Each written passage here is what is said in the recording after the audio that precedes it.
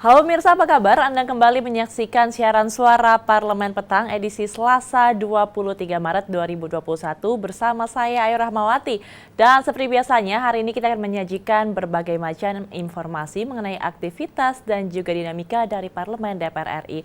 Dan pemirsa, pada Suara Parlemen edisi hari ini kita akan membahas mengenai vaksin COVID-19. Ini kalau misalkan kemarin ini vaksin Sinovac telah diberikan terhadap kelompok-kelompok prioritas, ini sekarang vaksin AstraZeneca telah mendapatkan izin MUI. Bagaimana nanti ini akan dikembangkan dan juga disebarkan oleh pemerintah, kita akan bahas di akhir segmen. Tapi kami juga menyarankan untuk pemirsa ini semuanya untuk mengecek data dirinya apakah sudah bisa menerima vaksin atau belum melalui aplikasi Peduli Lindungi. Dan pastinya ini bisa dicek juga nih untuk kelompok-kelompok prioritas apakah sudah mendapatkan vaksin tersebut atau belum.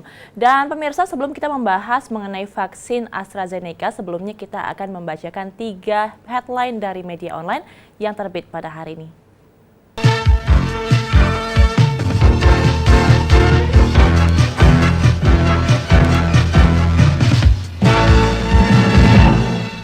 Pemirsa, berita dari headline media online yang pertama datang dari Harian Kumparan. Ini Ponpes di Jawa Timur, Surati Menkes minta segera divaksin AstraZeneca. Penyuntikan vaksin corona di Jawa Timur menggunakan vaksin AstraZeneca sudah dimulai sejak kemarin, Senin 22 Maret 2021. Proses ditandai dengan vaksinasi ke Ketua MUI Jatim, Kiai Haji Hasan Mutawakkil Alaullah. Dan Presiden Joko Widodo turut menyaksikan proses penyuntikan tersebut. Dalam sambutannya, ia meminta Menkes Budi Gunadi Sadikin segera mengirim AstraZeneca ke pondok pesantren di Jawa Timur. Jubir Kemenkes Dr. Siti Nadia Tarmizi menyebut distribusi vaksin tersebut ke Jawa Timur sudah dilakukan sejak Minggu 21 Maret sekitar 4,5 juta dosis. Namun di sisi lain sejumlah pesantren di Jawa Timur mengaku belum menerima. Oleh karena itu antara mereka ini akan menyurati Menkes agar segera dikirimi vaksin AstraZeneca. Ya, ini adalah salah satu kabar baik juga karena kalau kita melihat ini Jawa Timur salah satu zona hitam yang menjadi penyebaran pandemi COVID-19. Kita berharap ini menjadi salah satu yang langkah efektif untuk bisa menanggulangi angka penyebaran COVID-19 di Indonesia. Pemirsa, kita beralih kepada berita yang kedua datang dari CNBC Indonesia. Sinovac Sakti mampu membentuk antibodi untuk anak-anak dan juga remaja. Vaksin COVID-19 Sinovac Biotech dikabarkan aman dan mampu memicu respon kekebalan di antara anak-anak dan remaja. Hal ini diungkapkan menurut hasil awal dari uji coba tahap awal dan menengah perusahaan pada Senin 22 Maret 2020. Mengutip Asia One, data awal berasal dari uji klinis tahap 1 dan 2 yang melibatkan lebih dari 500 orang berusia antara 3 hingga 17 tahun yang menerima 2 suntikan vaksin dosis sedang atau rendah atau placebo. Zengeng, seorang peneliti perusahaan, mengatakan bahwa adapun reaksi yang paling merugikan sangatlah ringan. 2 anak yang mendapatkan dosis lebih rendah dilaporkan mengalami demam tinggi, dikategorikan sebagai derajat 3, dan katanya ini tanpa memberikan rincian atau suhu tertentu. Tingkat antibodi yang dipicu oleh CoronaVac atau Sinovac lebih tinggi daripada yang terlihat pada orang dewasa berusia 18 hingga 59 tahun pada orang-orang tua dalam uji klinis sebelumnya. Ini kabar yang menggembirakan, tapi bagaimanapun juga kita harus tetap waspada karena harus diingat bahwa meskipun sudah divaksin melalui 2 dosis, ini belum tentu orang-orang langsung semuanya kebal. Dan ini juga dalam rangka membentuk herd immunity, kita harus bersama-sama tetap menerapkan protokol kesehatan. Dan pemirsa, kita beralih kepada berita yang ketiga datang dari dpr.go.id. Komisi 7 desak Menteri ESDM tindak tegas badan usaha yang tidak dipenuhi DMO. Komisi 7 DPR RI mendesak Menteri Energi dan Sumber Daya Mineral atau ESDM Arifin Tasrif untuk bertindak tegas dalam pengawasan pemenuhan Domestic Market Obligation atau DMO oleh semua badan usaha dan segera menerapkan kebijakan pemanfaatan dan strategi perbaikan badan atau pengadaan batubara demi menjamin ketersediaan pasokan batubara yang berkelanjutan untuk pasar domestik dan ketahanan energi nasional. Hal tersebut menjadi salah satu isi kesimpulan dalam rapat kerja Komisi 7 DPR RI dengan Menteri ESDM Arifin Tasrif yang dipimpin oleh Wakil Ketua Komisi 7 DPR RI Edi Suparno di Kompleks Parlemen Senayan, Jakarta. Sebelumnya, anggota Komisi 7 DPR RI Muhammad Nasir ini mempertanyakan informasi terkait adanya perusahaan batubara yang tidak menjalankan DMO, di mana pemerintah mewajibkan masing-masing pemegang izin usaha pertambangan atau IUP dan izin usaha pertambangan khusus atau IUPK dengan perjanjian karya pengusaha pertambangan batubara untuk memenuhi DMO sebesar 25% dari rencana jumlah produksi batubara yang disetujui. Hal tersebut semata-mata untuk memenuhi kebutuhan batubara dalam negeri. Pemerintah juga menetapkan harga jual batubara untuk pembangkit listrik di dalam negeri sekitar maksimal 70 per ton dolar Amerika. Ya, ini juga harus diatur bagaimana nanti distribusi dan pengembangan dari sumber daya dari batubara sendiri karena ini masih menjadi industri yang sangat signifikan sekali dalam energi baru dan juga terbarukan. Dan pemirsa, demikianlah tadi kita telah bacakan 3 berita utama dalam headline surat kabar maksud kami dalam headline media online yang terbit pada hari ini. Selanjutnya kita akan jeda sejenak terlebih dahulu dan nanti kita akan membahas mengenai tajuk hari ini mengenai vaksin AstraZeneca yang telah mendapatkan izin dari MUI. Setelah jeda berikut.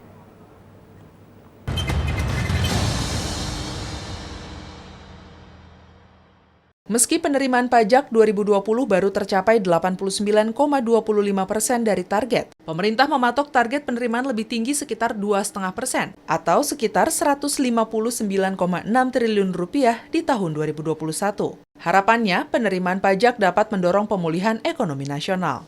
Anggota Komisi 11 DPR RI Putri Aneta Komarudin menyebut, target penerimaan pajak mestinya diartikan sebagai pesan bagi seluruh pihak terkait agar mengejar target dengan lebih optimal dari tahun lalu. Karena kan kita tahu kita harus bijak ya menyikapi hal seperti ini karena usaha-usaha sedang terpuruk, pemulihan ekonomi juga masih berjalan, masyarakat juga masih berusaha untuk mendapatkan lagi pekerjaannya, usahanya dan sebagainya gitu. Jadi ini sebuah tantangan untuk pemerintah supaya bisa menyeimbangkan target pajak ini dengan program pemulihan ekonomi sendiri. Sementara itu, anggota Komisi 11 DPR RI Muhammad Misbakun optimis target penerimaan pajak dapat digenjot di tahun ini seiring dengan berjalannya vaksinasi. Ia berharap vaksinasi mendorong produktivitas masyarakat yang akan berdampak pada ekonomi nasional hingga menurunkan defisit dan rasio utang negara. Tentunya dengan adanya vaksinasi ini tentu diharapkan masyarakat kembali beraktivitas, terjadi herd immunity, dan aktivitas masyarakat itu tentunya memberikan dampak secara ekonomi. Tentunya dengan harapan itu maka menurut saya 2,5% itu adalah angka yang masih sangat masuk akal karena tinggi sekali tidak, tapi diharapkan dari perbaikan ekonomi itu memberikan dampak terhadap country. Teresia dan Rian, TVR Parlemen melaporkan.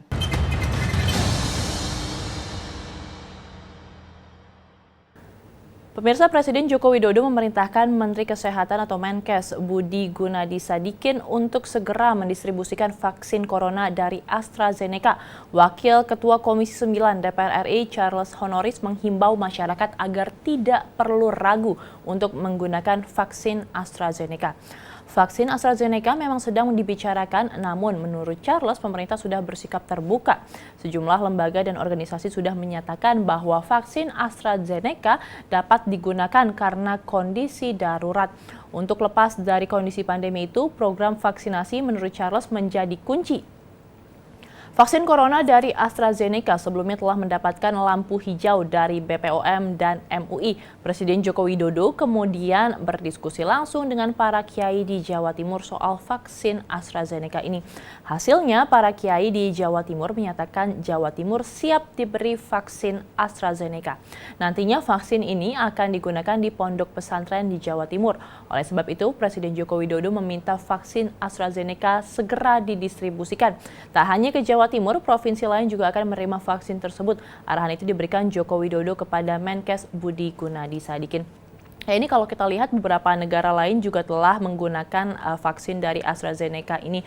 Dan kalau kita lihat mungkin dari beberapa lain ini efikasinya memang lebih di atas dari Sinovac. Kita berharap semoga ini akan memutus atau paling tidak ini membantu memutus mata rantai penyebaran pandemi COVID-19 tidak hanya di Jawa Timur tapi juga di seluruh Indonesia, pemirsa. Dan setelah ini kita masih akan membahas mengenai vaksin AstraZeneca yang telah mendapatkan izin dari MUI. Tapi kita akan jeda terlebih dahulu. Jangan kemana-mana.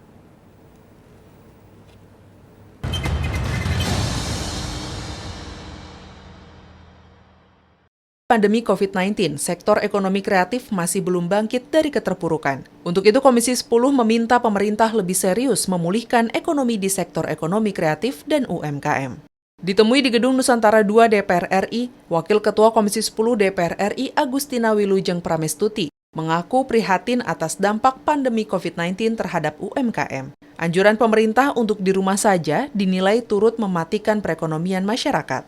Menjadi terdampak pertama yang paling besar dalam pandemi COVID-19 ini. Yang bilang di rumah aja kasih makan apa? Kalau mereka itu mendapatkan pendapatan harian, di rumah aja tuh nabung dari mana yang untuk besok pagi? Kan nggak bisa. Terkait dukungan terhadap industri kreatif, Agustina memberikan apresiasi terhadap kompetisi dan festival yang diadakan Ditjen Kebudayaan, Kementerian Pendidikan dan Kebudayaan bagi pekerja seni terdampak dengan memberikan insentif sebagai bentuk perlindungan pekerja seni. Maka bagus itu inisiasinya Dirjen Kebudayaan.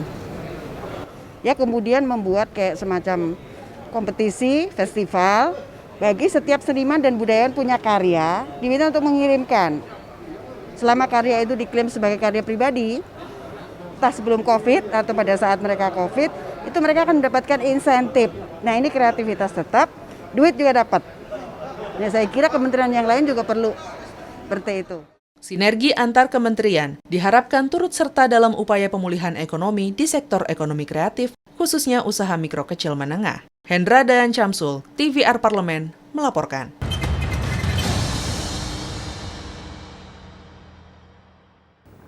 Pemirsa, vaksin AstraZeneca membantah keterangan Majelis Ulama Indonesia atau MUI bahwa vaksinnya mengandung babi. Kini MUI memberi keterangan lanjutan bahwa vaksin tersebut menggunakan bahan dari babi dalam proses pembuatannya. Tripsin adalah getah perut yang dibawa oleh aliran darah ke pankreas, merupakan unsur yang penting dalam pencernaan. Tripsin dari babi digunakan untuk memisahkan sel inang dan mikrokariernya. Selain pada tahap penyiapan inang, zat mengandung babi juga dipakai pada persiapan bibit vaksin rekombinan. LPPOM MUI ini telah mengetahui bahwa kandungan babi tersebut dari hasil pencermatan dokumen. Dokumen yang dicermati adalah dokumen yang dikirimkan Organisasi Kesehatan Dunia atau WHO kepada Badan Pengawas Obat dan Makanan Republik Indonesia. Data ini dikirimkan oleh WHO karena pengadaan vaksin ini melalui jalur multilateral. Penugasan LPPOM MUI kepada auditor di bidang obat dan vaksin dilakukan pada 24 Februari 2021. Auditor mengakui dan juga telah mengkaji dokumen dosier vaksin AstraZeneca dari WHO tersebut. Auditor kemudian melakukan kajian publikasi ilmiah AstraZeneca yang dapat diakses lewat situs web. Publikasi itu berjudul Assessment Report COVID-19 Vaccine AstraZeneca Common Name COVID-19 Vaccine dan Prosedur Number IMEC, dan ini telah dipublish pada tanggal 29 Januari 2021 dari Committee for Medical Products for Human Use atau CHMP. Lewat penelusuran tersebut, maka didapatilah kesimpulan bahwa proses produksi dari vaksin AstraZeneca menggunakan zat yang berasal dari babi. Ditemukan juga culture reagen trypsin ETA dengan nomor katalog 253000054. Setelah ditelusuri, trypsin tersebut berasal dari pankreas babi. Wakil Presiden Ma'ruf Amin mengatakan persoalan vaksin COVID-19 termasuk vaksin AstraZeneca bukan soal halal atau haram. Ma'ruf juga mengatakan bahwa fatwa dari Majelis Ulama Indonesia atau MUI bisa memperbolehkan vaksin meski satu vaksin mengandung unsur haram. Ia mengatakan persoalan vaksin AstraZeneca juga sudah bukan lagi soal halal dan ini juga sebelumnya telah dikatakan oleh Ketua MUI bidang fatwa Asrorun. Ini mengatakan bahwa vaksin AstraZeneca tergolong haram karena dalam proses produksinya memanfaatkan tripsin babi meskipun mengandung unsur haram. Asrorun mengatakan bahwa vaksin COVID-19 tersebut boleh digunakan karena beberapa alasan. Ya, ini kalau membicarakan mengenai masalah kesehatan dan juga unsur babi, ini mungkin kalau dalam beberapa agama terutama Islam nih di Jawa Timur dan juga banyak pondok pesantren mungkin menuai banyak pro dan kontra. Tapi ini sudah resmi dikeluarkan dari MUI fatwanya bahwa vaksin ini boleh digunakan karena telah mengandung unsur-unsur atau juga alasan-alasan penting di dalamnya. Salah satunya adalah alasan kesehatan dan juga ini mungkin adalah kejadian yang tidak dapat diperhitungkan. Jadi nanti kalau misalkan pemirsa atau juga masyarakat di Jawa Timur ini ingin memakai vaksin AstraZeneca sudah diperbolehkan dari fatwa MUI dan pastinya jangan ragu-ragu untuk menggunakan vaksin AstraZeneca karena sudah diperbolehkan. Dan pastinya meskipun sudah mendapatkan vaksin tersebut tetap harus menjaga protokol kesehatan untuk pastinya ini tidak untuk menanggulangi dari penyebaran virus pandemi COVID-19. Dan pemirsa, berita tersebut sekaligus juga mengakhiri perjumpaan kita pada Suara Parlemen edisi hari ini. Saya Ayu Rahmawati beserta seluruh kerabat kerja yang bertugas mengucapkan terima kasih atas perhatian Anda. Sampai jumpa.